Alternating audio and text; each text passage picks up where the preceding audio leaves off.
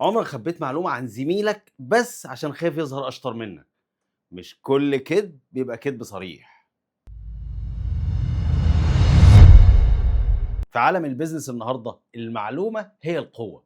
المشكلة لما تتحول القوة دي لوسيلة احتكار. في ناس بتتعمد تخبي مفاتيح الشغل أو تدي أنصاف حقائق عشان يفضلوا هم الوحيدين اللي محدش يقدر يستغنى عنهم في الشركة. ممكن يكون الرقم صح لكن بدون سياق، ممكن تكون المعلومة صح بس ناقصة. ده بنشوفه لما موظف يرفض يشرح لزميله الجديد السيستم شغال ازاي، او مدير يخبي فيدباك مهم عن فريقه عشان يفضلوا محتاجين لرجوعه في كل صغيره وكبيره. والنتيجه ان الشغل بيعطل والروح المعنويه بتبوظ.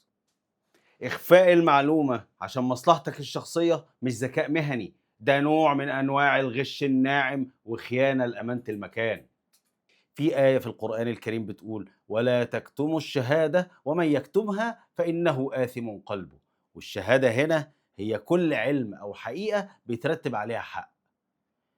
النبي عليه الصلاة والسلام قال: من سئل عن علم فكتمه ألجمه الله بلجام من نار يوم القيامة. الوعي إن زكاة علمك وخبرتك هي إنك تنقلها لغيرك مش إنك تسجنها جواك. الوعي المهني الحقيقي إنك تكون ميسر مش معقد.